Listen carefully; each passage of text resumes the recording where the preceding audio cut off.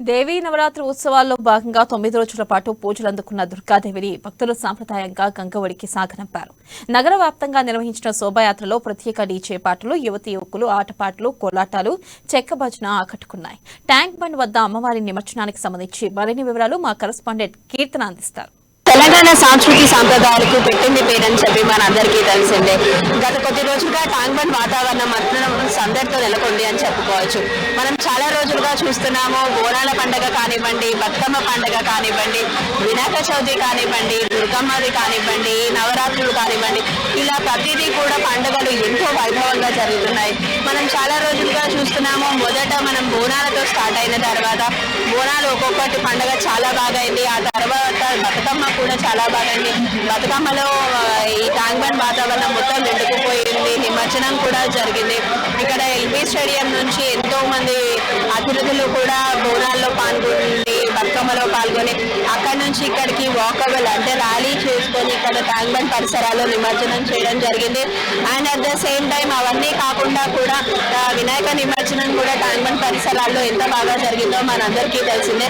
ఇప్పుడు 9 రోజులుగా పూజలు అందుకుంటున్న మహాకనక దుర్గమ్మ వారి కూడా ఈ రోజుతో ముగిసాయనే చెప్పుకోవచ్చు. నిన్నటి దసరా అయినా కూడా ఎక్కడెక్కడి నుంచో చాలా మంది వచ్చి ఇక్కడ పూజలన్నీ చేసుకొని ఇంకా ఆఖరి రోజున నిమజ్జనం చేయాల్సి వచ్చింది.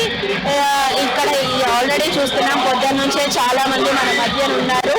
అండ్ ట్యాంక్ బండ్ పరిసరాల్లో ముఖ్యంగా చూస్తున్నట్లయితే ప్రతి ఏడాదిలాగే ఈ సంవత్సరం కూడా ఉదయం నుంచే చాలా మంది వచ్చారని చెప్పి తెలుస్తుంది. ఇప్పుడు మనం కళ్ళార ప్రత్యక్ష చూస్తున్నాం. ట్రైన్ సహాయంతో అమ్మవారిని తీసుకెళ్తున్నారు నిమజ్జనానికి. ఆఖరిసారి వీడ్కోలు పలకడానికి కూడా చాలా మంది భక్తజనంతో ట్యాంక్ బండ్ మొత్తం నిండుకుపోయిందనే చెప్పుకోవాలి.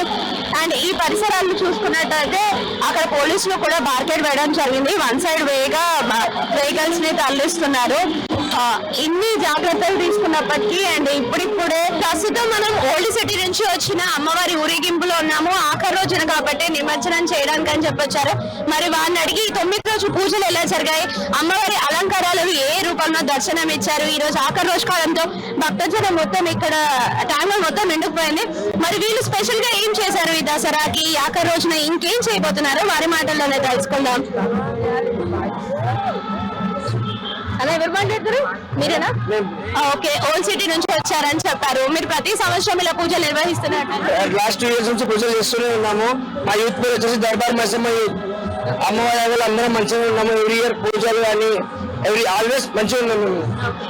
ఈ సంవత్సరం ఈ అమ్మవారు వచ్చింది, నెక్స్ట్ ఇయర్ ఇంకా మంచి చేస్తామని అనుకుంటున్నాము. అంటే మీరు ఓల్డ్ సిటీ నుంచి, ఓల్డ్ సిటీ అంటేనే అది ఒక జనాభా ప్లేస్.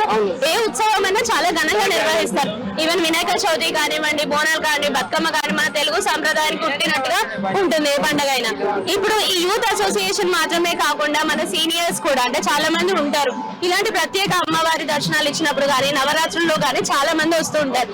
వాళ్ళ రెస్పాన్స్ ఎలా ఉంది? పబ్లిక్ రెస్పాన్స్ ఎలా? చాలా బాగుంది. లాస్ట్ ఇయర్ కి ఇయర్ కి ప్రిఫరెన్స్ అని రెస్పాన్స్ చాలా బాగుంది.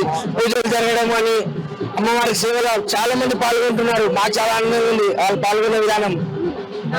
అంటే గత 2 సంవత్సరాల నుంచి పూజలు చేస్తున్నాం అమ్మవారికి. లాస్ట్ ఇప్పుడు సెకండ్ టైం చేస్తున్నాం. ఇది మేము 9 రోజులు నవరాత్రులు అమ్మవారికి బడి బియ్యాలు పోయడాలు, పసుపు కుంకుమ సారెలు గిట్లా అర్పించడం జరుగుతుంది. మాకు పోయిన సంవత్సరం కూడా చేసినాం. మాకు ఈ సంవత్సరం మంచిగా చూపెట్టింది. మళ్ళీ ఈ సంవత్సరం కూడా చూపెడితే కూడా మళ్ళీ నెక్స్ట్ ఇయర్ కూడా ఇంతకంటే గ్రాండ్ గా చేద్దామని అనుకుంటున్నాం. అంటే ఈ ఇయర్ లో ప్రత్యేకత ఏంటంటే ఇదని చెప్తారు, చాలా మంది వచ్చారు, చాలా అమ్మవార్లు ఉన్నారు. ఏంటంటే కరోనా ప్రాబ్లం వల్ల చాలా మంది అమ్మవారిని పెట్టలేకపోయారు. ఈసారి అమ్మవారు కరోనా అనేది మహమ్మారిని తీసి పడేసింది కాబట్టి అందరూ హ్యాపీనెస్ తోటి ఉన్నారు. సో నెక్స్ట్ కూడా గణేష్ జులూస్ ఎట్లా నడుస్తుందో నెక్స్ట్ కూడా అమ్మవారి జులూస్ కూడా అలాగనే వెళ్తుందని